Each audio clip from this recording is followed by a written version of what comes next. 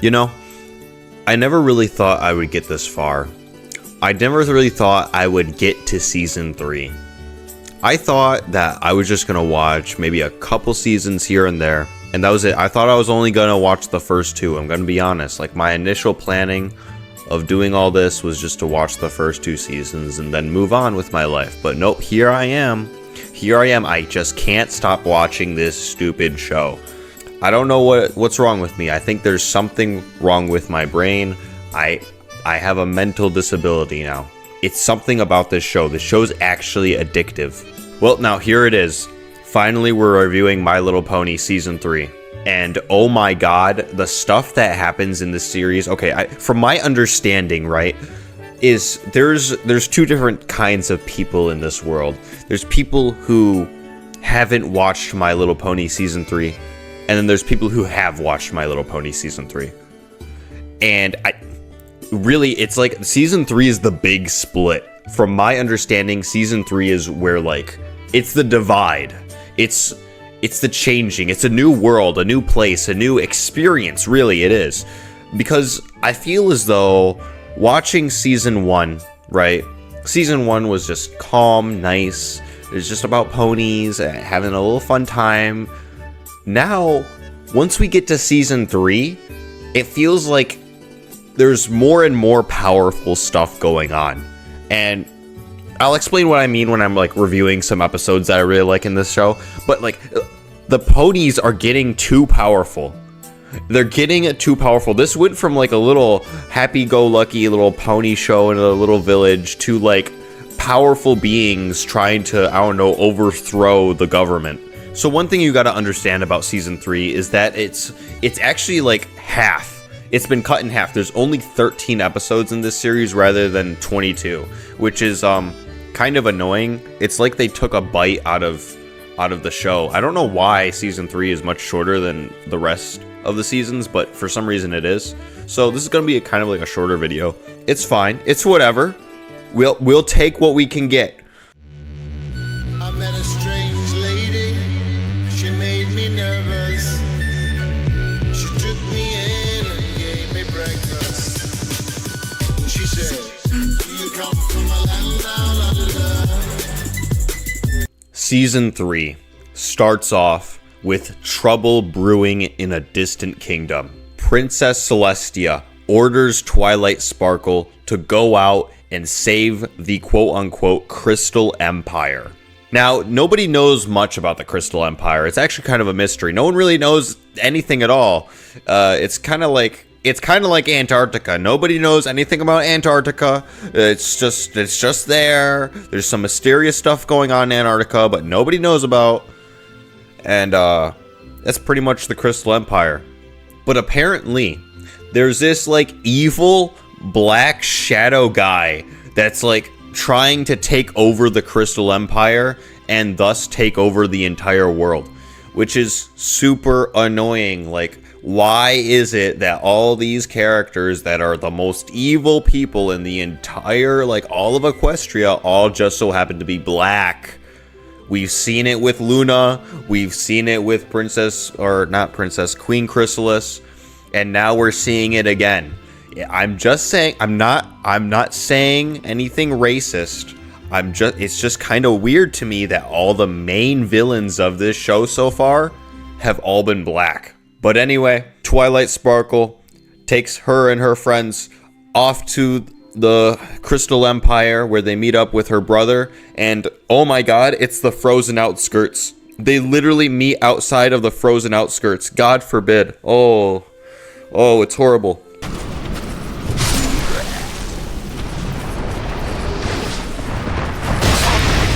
The evil black shadow guy, they chase him down. They chase down freaking Twilight and her friends, and they have to escape. They escape into Argatha. They get into Argatha, and everything's perfect in Argatha. Everything's great. There's no snow. It's a tremendous, beautiful place. Absolutely beautiful. Now they go into the crystal tower. This giant crystal tower is like in the center of the kingdom, and it's like the kingdom's like kind of it's kind of empty. I'm gonna be honest. The kingdom is a little empty. There's no one's really around. But anyway, Twilight and the gang, you know, they meet up with Princess Cadance, and Princess Cadance tells them like, yeah, I got this force field around Argatha. It's kind of wearing me out. The only way to stop the evil, his name is Sombra, by the way. I don't think I mentioned that. Sombra. The only way to stop Sombra is you gotta make the love magic in the kingdom. You gotta bring back nationalism into Argatha. These people gotta believe in themselves. They gotta believe in the nation. So in order to do that, they hold on like a Renaissance festival or something. And you know, everything's going great in the Renaissance festival. Actually, the people are actually getting a little bit more happy now. It's not as depressing anymore. There is just one small issue though. You see, according to like the book that Twilight was reading, like about the kingdom and everything, there's this crystal heart, and they don't have the crystal heart. The crystal heart's kind of like lost, and Twilight doesn't understand that yet, so she just carves it out of like this freaking rock or something, and it kind of looks like shit, but you know, it works like for now, kind of. You see, what they're trying to bring up the nationalism, and without that, like, I don't know, monument, it kind of gets a little grim, you know what I mean? Like, it's just like that monument really is what holds people together, and they need it. And having a fake crystal heart, it just doesn't work. It's like, it's just not real. So Twilight Sparkle goes on a mission to find the crystal heart. She needs to find that heart before the people realize that the one she has is a fake.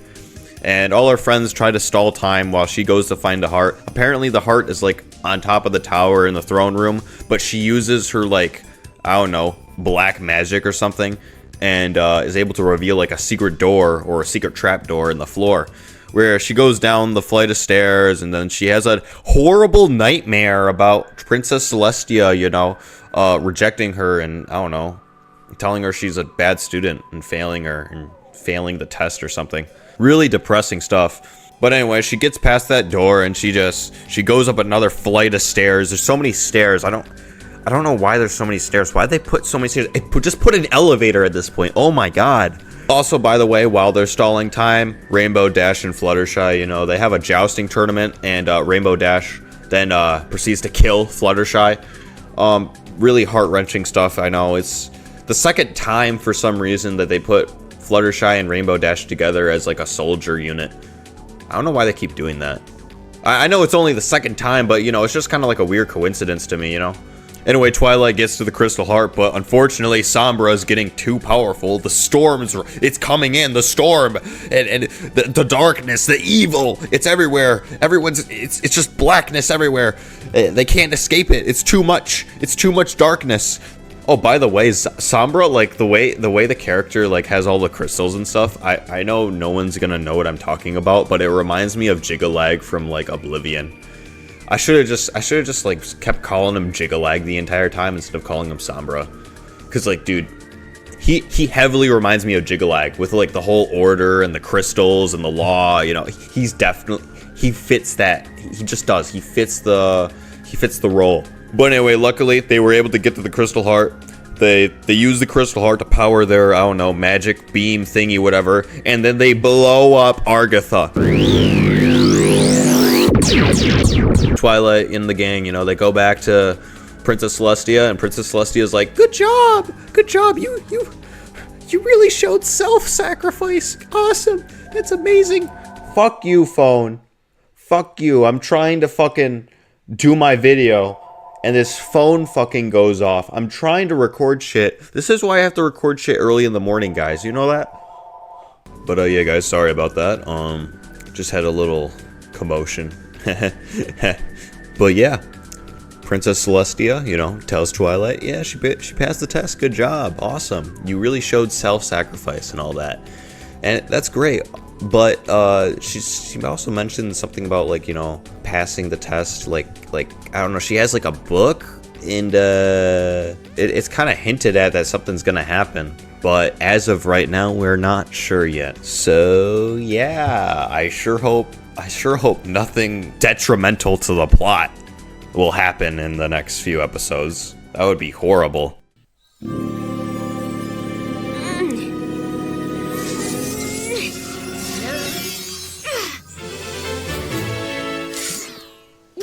Episode 5. So anyway, this episode is where Trixie comes back. I can't believe that. I haven't seen her in a while. and Twilight have a little bit of a... They fight. They use their magical abilities to, like, I don't know, make the most impressive spell, I guess. And it's kind of retarded. Like, their spells, like, they like age people, they, like, I don't know, grow mustaches and whatever, you know. It's kind of like the spell, which spell can they have that's the most silly? Twilight loses the duel between Trixie. You want to know why? Because Trixie uses this mysteriously red and black amulet that gives her superpowers. It boosts intelligence by such a degree that not even Twilight can compare to the amount of magical powers that the magic amulet gives. But yeah, since Trixie now uses the alicorn amulet, she drives Twilight out of the town and puts a giant fishbowl over the town for some reason. And Twilight goes into the swamp. She goes into the swamp to meet Sakura. Well, it's not even a swamp really. It's the Everfree forest. So it's not a swamp. It's a forest. Anyway, she goes to Dagobah and she learns from Master Yoda how to meditate and really focus her magic, trying to understand magic on a personal level. Oh, and then Fluttershy shows up. I forgot exactly what happens in the show, why Fluttershy has to go out and, like, tell Twilight about something. Maybe it's like, I think maybe they probably told her about how the amulet, so Trixie's using an amulet or something to give her superpowers. But that doesn't really matter because Twilight figures out a way to sort of, I don't know, trick the trickster, I guess. And so they have a duel again. But this time, Twilight has her own little amulet, and it's this little, like, kind of retarded looking thing. And I'm gonna be honest, the alicorn amulet just looks way better than the little green one. I don't know why Trixie would think that the green one looks cool or something, because it doesn't. It literally is just a doorknob. It's plain and basic. It's not that cool. Why are you using the dull amulet? It doesn't look as cool. This is why, like, when you're playing a video game, you need to understand that just because something is better, the equipment might be better, doesn't mean you should use it. You should only use the equipment that looks good on your character. That's how you really play video games. Unfortunately, Trixie didn't know about that, so she loses her alicorn amulet. They take it away from her, and she's left with her doorknob amulet. And, yeah, Twilight's allowed back into the town. Everything's great and awesome.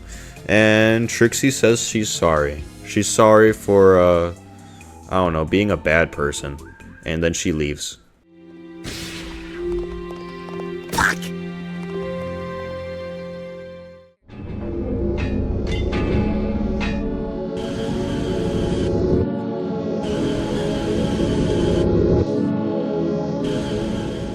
Oh God. Oh God, no. Oh God. Oh, it can't be happening. Oh, please don't let it be real. Oh. Well, I guess I should probably explain what happens in the episode before making my comments. Basically, Princess Celestia has this terrific, grand, and extravagant idea of freeing Discord so that we can use his powers for good. Throughout the episode, Twilight and the gang, you know, they're trying to really figure out how to tame Discord, you know, because he's kind of... he's kind of crazy. The only person, though, that is key interest here is, unfortunately, Fluttershy. You see, there's sort of this, like, Jekyll and Hyde type of scenario with Fluttershy and Discord, right? Like, Fluttershy is the nice one. Okay, yeah, everything's great and cool. And Discord's like this, I don't know, chaotic mad god. But eventually throughout the episode, Fluttershy is able to, like, sort of calm Discord down a bit, I guess, or like sort of bind Discord to her. They befriend each other. They say, oh yeah, we're friends now. Fluttershy just sort of lets him roam around while, you know, for the first time in over, like, I don't know, a millennia, Discord actually has a friend. And that friend just so happens to be Fluttershy, unfortunately. And in the end, like, you know, he's like, oh man, I can do whatever I want. I'm free, wahoo! And then he realizes that, you know, that's kind of upsetting for Fluttershy. So he just sort of, like, makes everything all better just to make her happy because, you know, they're friends now. This is the episode where I guess the whole Flutter chord happens. I think this is where it starts. You see, when we first saw Discord, he was kind of like, Fluttershy kind of hated the dude. She did not like him at all. And now all of a sudden, she's like saying, oh, he's actually really a nice guy and everything. It's like, need I remind you guys, Discord's like a bajillion years old and Fluttershy is like 20. Like, I feel like it doesn't have to be a romantic interest. It doesn't have to be a romantic interest. I don't believe it is. It cannot be. I don't think it would work. I mean, look at them. Look at Discord. Look at what he looks like. It's just not possible. It's just not. I don't think it can happen. I'm sorry. Like I'm being reasonable here. Like I'm not being a hater. I just don't think it's possible. In this world, is the destiny of mankind controlled by some transcendental entity or law? Is it like the hand of God hovering above? At least it is true that man has no control, even over his own will. Episode 13. Oh God. Oh God, help me. In this episode, it's pretty much like a whole singing episode. Everyone's singing all the time. The reason for that is because, it's the last episode of the season. But also, apparently, like, there's some weird stuff going on. Like, everyone's, like butt tattoos aren't right. They're not the correct ones, and so no one knows their life purpose. And that's because... It's because Twilight Sparkle. It always has to do with Twilight Sparkle. It's always the unicorns. It all goes back to the unicorns. Oh my god. Twilight Sparkle basically gets this letter package from Princess Celestia about Star Swirl the Bearded, one of his old spells that he couldn't finish. And Princess Celestia wants Twilight to finish it. And Twilight, of course, being smart and brilliant and intelligent and also purple, decides to read it out loud. And the spell, since it's, broken, sort of changes one's destiny, completely warps their fate and ideology on who they are. Why would someone make this spell and then just not, fix it? Twilight then uses the power of friendship and remembrance or something for all of her friends, and they remember who they are now and what their life's goals are. It's actually really, really nice, really sweet. And she finishes the spell by using the power of friendship. And then something crazy happens. All of her friends shoot her and she dies. She gets eviscerated. She literally turns into dust. Oh my god, that's funny. She then transcends into the ethereal plane, where she meets up with Princess Celestia. And Princess Celestia tells her that it's time. And she grants her something that I was like, okay, let's be honest here. I knew from the very start that this was going to happen. Like, all you have to do is literally look up Twilight Sparkle and you knew it was going to happen. It's literally like one of the first images. Everybody knew this was going to happen. It's just when you see it happen for the first time, you're like, oh god. Oh my god. Princess Celestia uses her powers to turn Twilight Sparkle into an alicorn. Now that... Now she's a princess. Now Twilight's a princess and she has wings and can fly, and now there's 4 gods in Equestria. Oh, that's fantastic. Oh. From my understanding of it, alicorns are immortal, right? They're immortal beings that live for eternity. That unfortunately means that all of her friends are going to rot and decay around her. All of her friends will slowly grow old and die, and that Princess Twilight will die alone. Like, she won't even die. She's an alicorn. She's immortal. Oh my god. Like, I like the idea of immortality, right? Like, I was not expecting My Little Pony to get like this sort of like, I wasn't expecting My Little Pony to make me face the idea of mortality and losing your friends. I was not expecting that. Because, like, when you really think about it, like, dude, Princess Twilight Sparkle is going to die alone while all of her friends die around her. Like, that's a crazy concept. That's insane. And I guarantee you the only reason why they made her an alicorn is to make her stand out amongst her friends. That's the only reason.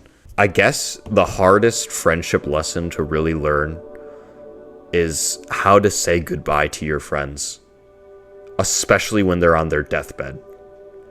That's going to be the hardest friendship lesson for Twilight Sparkle to learn.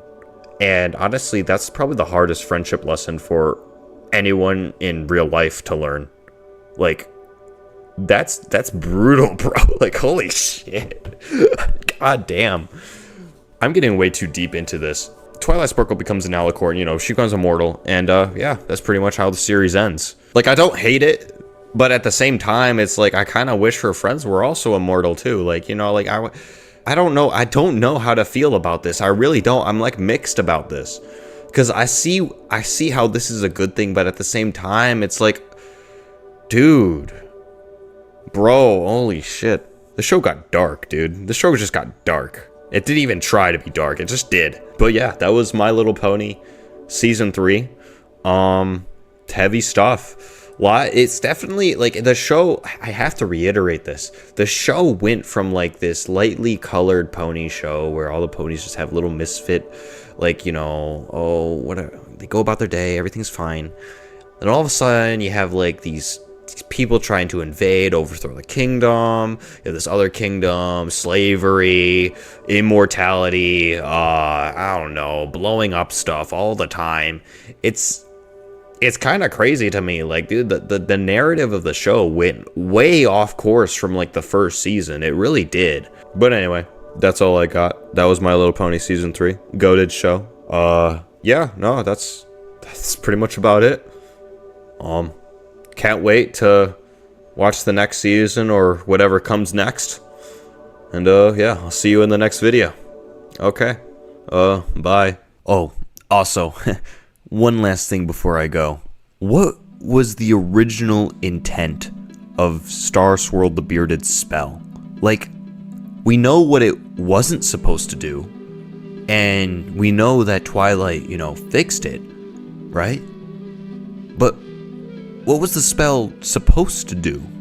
Like, all Twilight did was reverse the spell. Like, what was its original intent?